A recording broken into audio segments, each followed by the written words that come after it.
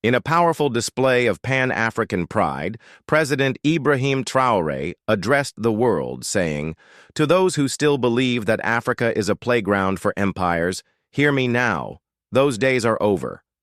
Responding to reports that he rejected an invitation from Donald Trump, he clarified, "I didn't reject a man. I rejected submission." He questioned why he should fly across oceans to shake hands with a man who stood by while Africa bled, emphasizing that Africa would no longer sell its gold for guns or trade sovereignty for promises. Traoré declared his loyalty not to any foreign power, but to the people who sleep hungry, who walk miles for water, who die young with dreams in their eyes.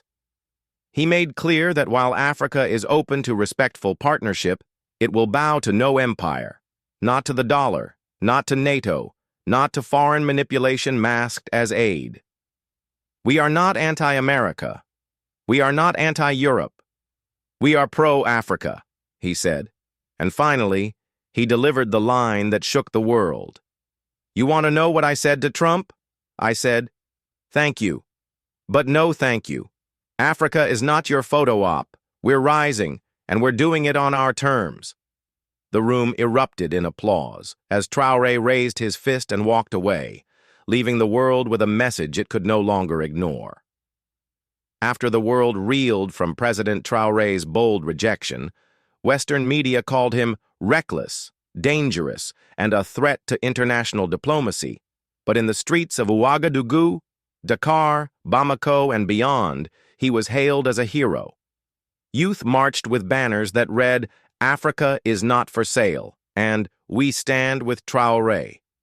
In private, ambassadors scrambled to reinterpret his words, sending urgent cables back to Washington, Paris, and Brussels. But Traoré remained unmoved. "Let them panic," he said behind closed doors. "We are building something they cannot control, unity without compromise." When questioned by a Western journalist about whether he feared economic sanctions, he replied calmly, "Fear is a weapon of the colonizer. We have faced hunger, war, betrayal, but we still stand. We always will." His team revealed that African nations were quietly aligning in a new economic bloc, one free of IMF chains, dollar dependency, and military occupation. "This is not about rejecting one man," he said. "This is about rejecting an entire system built on our silence, and now we are loud." In global headlines, one phrase kept returning: "Africa has found its voice, and it speaks with fire." As global pressure mounted, President Traoré turned inward, to the youth, to the land, to the soul of Africa.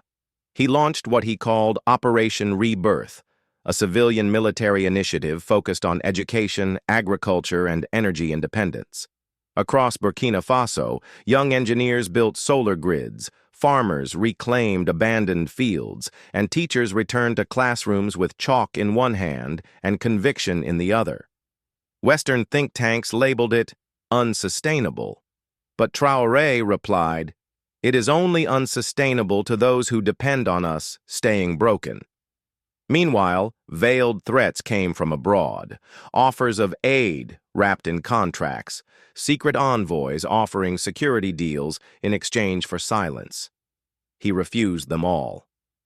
"Africa does not need guards at her gates," he told a gathering of students in Koudougou.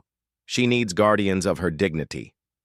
By now, other leaders, some silently, others openly, began echoing his tone.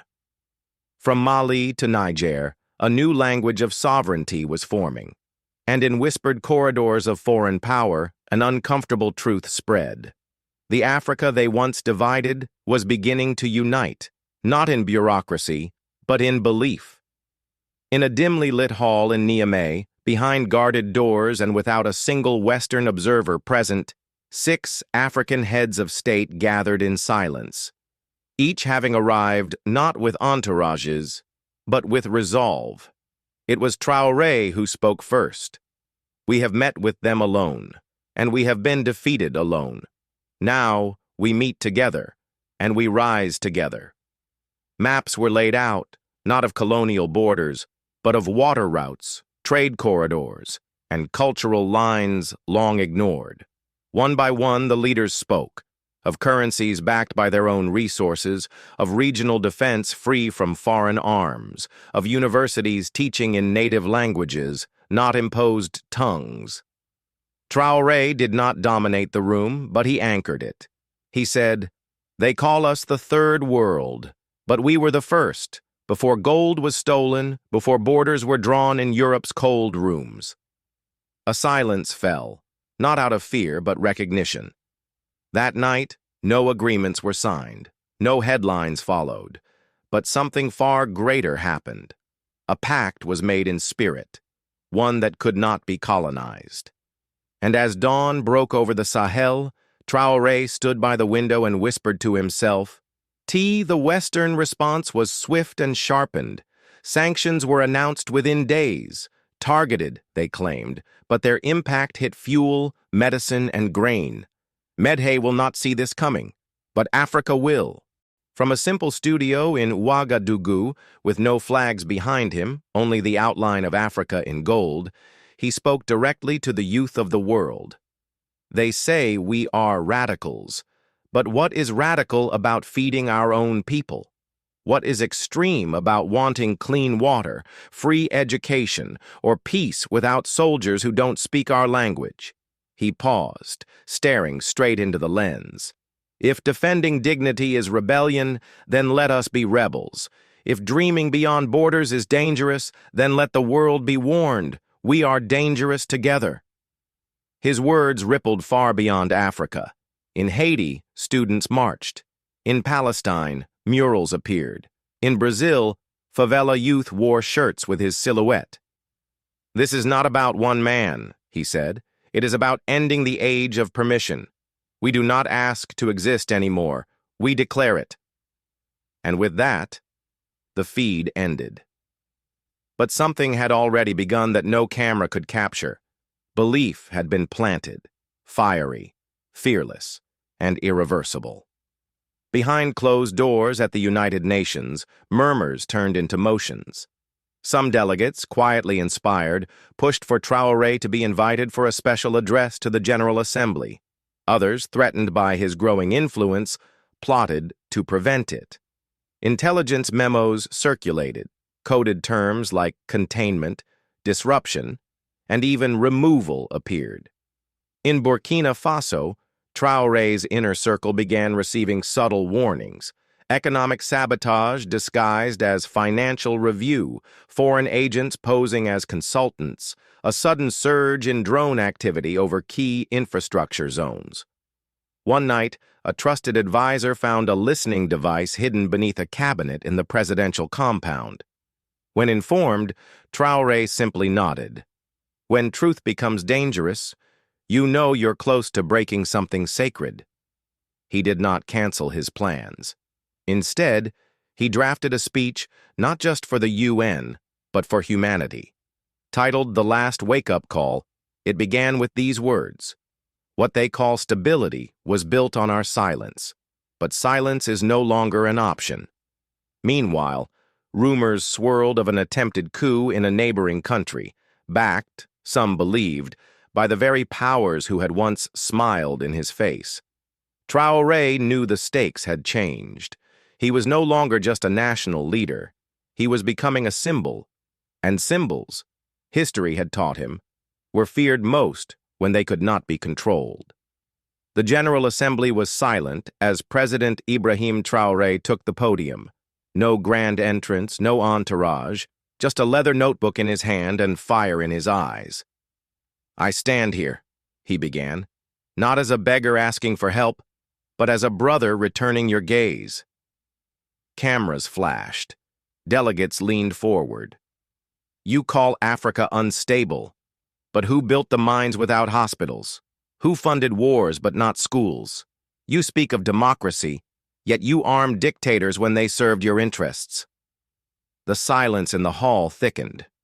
"You applaud peace, but your peace is the silence of the exploited. You praise freedom, but only when it obeys your terms." Pausing, he looked toward the Western delegation. We are not your experiments. We are not your projects. We are not your future investments. We are nations. We are peoples. We are awake. Some diplomats shifted uncomfortably. Others lowered their eyes. I was told to be careful here, to not offend, to play the game. But I did not come to play. I came to end the game. Murmurs rose. Cameras caught the faces of stunned officials. Let this be recorded in history, Traore declared. We, the children of a plundered continent, are reclaiming our names, our lands, our destiny. This is not a threat. This is a beginning. As he closed the notebook and stepped down, no applause followed, only an eerie, stunned silence. But in the streets of Bamako, Accra, and Nairobi, millions erupted, not in chaos, but in pride. A voice had spoken that no longer sought permission. Within 48 hours of Traore's UN address, the balance of global diplomacy shifted. Western news channels aired headlines like Firebrand or Fanatic and The Man Splitting Africa from the World. But in the encrypted back channels of intelligence communities, the tone was far more severe. Influence too strong. He must be neutralized. In a private room in Brussels, a closed-door meeting between operatives and ex-African collaborators took place. Words like covert destabilization, soft elimination, and accidental interference were used without hesitation. Meanwhile, back in Burkina Faso, Traoré remained publicly calm, but surveillance around him was quietly tripled. He stopped drinking anything not poured in front of him. A trusted general found a GPS tracker beneath the presidential convoy, and then, one evening, a former classmate of Traoré, now a known informant, attempted to get a last-minute meeting, claiming he wanted to reconnect for peace. Traoré declined, softly saying to his aides, "Even snakes return with the same tongue." That night, a drone circled the outskirts of Ouagadougou for 22